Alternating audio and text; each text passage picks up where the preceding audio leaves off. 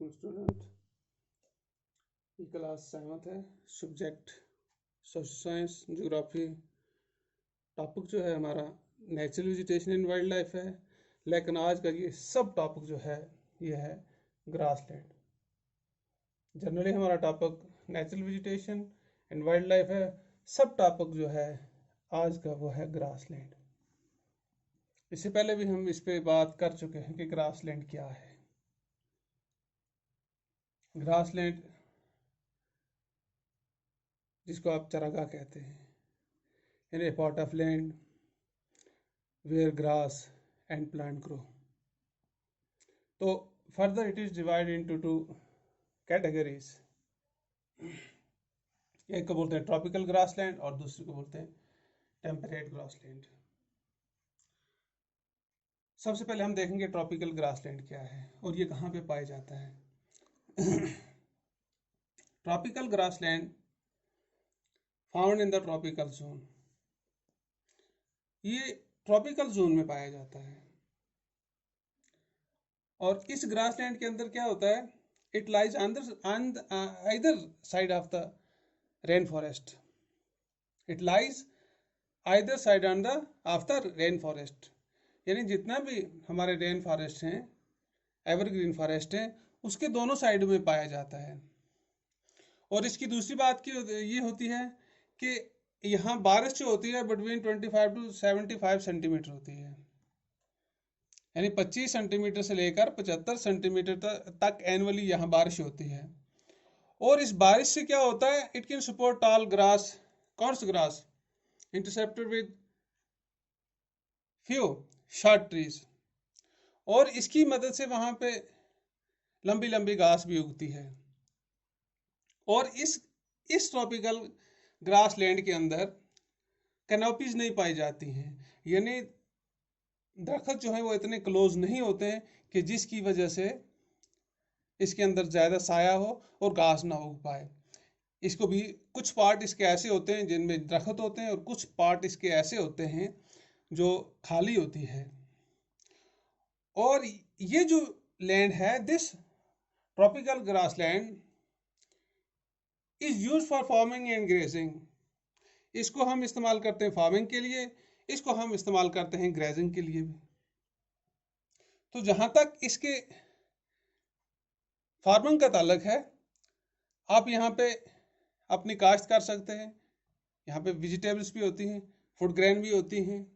और दूसरी जो बड़ी बात है जिस पे हम बात कर रहे हैं, जो हमारा मतलब है वाइल्ड लाइफ, यानी ये जो ट्रॉपिकल ग्रासलैंड है ये home of various herbivorous animal है।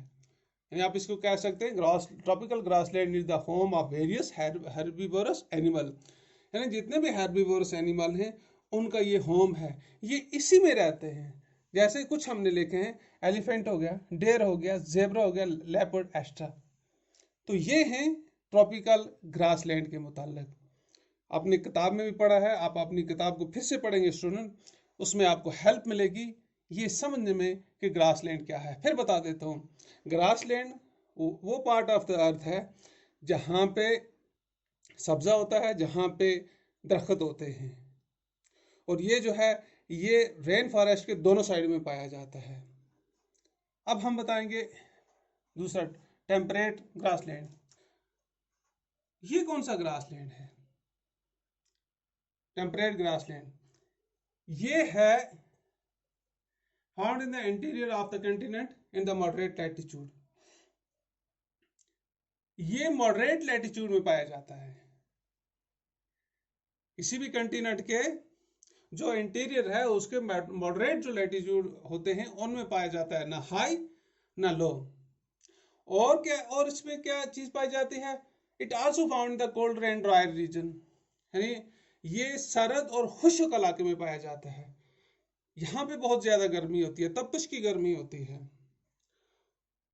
और इस टेम्परेट ग्रासलैंड के अंदर आप देखेंगे grass here is short and dense. यहां जो है लेस डेंस, यानी ग्रास जो है यहाँ पे वो बहुत कम होता है। Entry almost absent, sorry rash dense नहीं, डेंस होता है। और ट्री जो होते हैं यहाँ पे इस टेम्परेट ग्रासलैंड के अंदर ग्रास होता है और काफी घना ग्रास होता है, और इसके अंदर ये ट्री जो है ये ऑलमोस्ट एब्सेंट रहते हैं, यानी बहुत कम पाए जाते हैं। और इसके अंदर दूसरी क्या चीज होती है, ये जो है ये भी फार्मिंग के अंदर काम आता है, यानी we can use the temperate grassland for farming. हाँ, we cultivate there corn and wheat. हम इसके अंदर कॉर्न और व्हीट को भी कल्टीवेट करते हैं। और जो जानवर इसके अंदर रहते हैं, जो वाइल्ड लाइफ जिस इसके अंदर रहती है, वो है leopard, wild dog, rabbit, antelopes, zebra are found in these areas.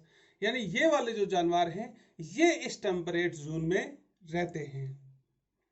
तो अब आपने समझ लिया है होगा कि ग्रासलैंड है क्या। अब थोड़ा सा हम इसके अंदर और जो एक चीज थी कि डिजर्ट, उस पर बात करेंगे। डिजर्ट क्या है? डिजर्ट जमीन का वो हिस्सा, वो इलाका जहां एक्सट्रीमेट क्लाइमेट कंडीशन पाए जाएं। एक्सट्रीम क्लाइमेट कंडीशन, ड्राई, खुशक, और जहां पे हॉट क्लाइमेट हो। तो इसकी दो किस्में हैं, डिजर्ट और ऑफ टू टाइप्स, दो हैं। कौन कौन सी? Hot desert and cold desert. Hot desert और कोल्ड डिजर्ट क्या है, इसको भी देखते हैं। हॉट डिजर्ट वो डिजर्ट होते हैं जहां पे बहुत ज्यादा टेम्परेचर हो। They are found in the tropical and subtropical areas. और ये पाए किस में जाते हैं? ट्रॉपिकल सब ट्रॉपिकल एरिया में। और यहाँ पे बहुत ज्यादा टेम्परेचर होता है। और दूसरी चीज क्या होती है? With extreme low rain. यानी हॉट डिजर्ट में आपको एक तो हाई टेम्परेचर मिलेगा और यहाँ पे रेन जो है वो काफी कम होती है। यानी गर्म रेगिस्तान में दर्जा हरारत बहुत ज्यादा गर्म होता है और यहाँ बारिश की जो मिकदार होती है वो बहुत कम होती है। और इसके अंदर क्या कौन सी वेजिटेशन होती है? इसके अंदर ज्यादातर जो वेजिटेशन होती है वो होती है थॉर्नी वेजिटेशन, जैसे कैक्टस होता है, शार्ट ट्रीज होते हैं और छोटे। और बड़ी बात यह है कि ये जो ट्रीज होते हैं इनकी रूट्स जो होती हैं वो बड़ी लंबी होती हैं और थिक स्टेम होता है। और यहाँ का जो मेन जो प्लांट है वो डेट और पॉम्स है। और इस हॉट डिजर्ट के अंदर ज्यादातर कैमल पाए जाते हैं। चलिए अब देखते हैं कोल्ड डिजर्ट को। कोल्ड डिजर्ट कौन सा डिजर्ट है? यानी कोल्ड डिजर्ट वो डिजर्ट है जहां पे वेजिटेशन की जो ग्रोथ होती है वो बड़ी लो होती है और होती भी है for the short period, summer के लिए। यानी कोल्ड डिजर्ट में वेजिटेशन सिर्फ समर के लिए होती है, थोड़े वक्त के लिए। और इसीलिए इसको कहते हैं, this is also called the Tundra type of vegetation. यानी टंड्रा टाइप ऑफ वेजिटेशन उस वेजिटेशन को कहते हैं जिसकी मुद्दत बहुत कम हो और जो गर्मियों में हो, गर्मियों के चंद महीने के लिए हो, बस उसी को कहते हैं। और it is found at the high altitude. और दूसरी बात यह है कि हाई एल्टीट्यूड पे पाया जाता है। तो only small shares found there. जो वेजिटेशन जो है वहां पे ज्यादातर स्मॉल शेयर होते हैं और कहीं कहीं थोड़ा बहुत घास होता है। तो इसके अंदर एनिमल जो पाए जाते हैं like snow fox, polar bear, musk oxen found in the region. ये वाले जानवर जो हैं ये इस कोल्ड डेजर्ट में पाए जाते हैं। तो अब आपने ये चीज सीख ली है, आपको समझ आ गई है कि हम नेचुरल वेजिटेशन क्या है और वाइल्ड लाइफ क्या है। नेचुरल वेजिटेशन का वाइल्ड लाइफ के साथ एक डायरेक्ट लिंक है। यानी वाइल्ड लाइफ जो है ये directly depend on the natural vegetation. Thank you.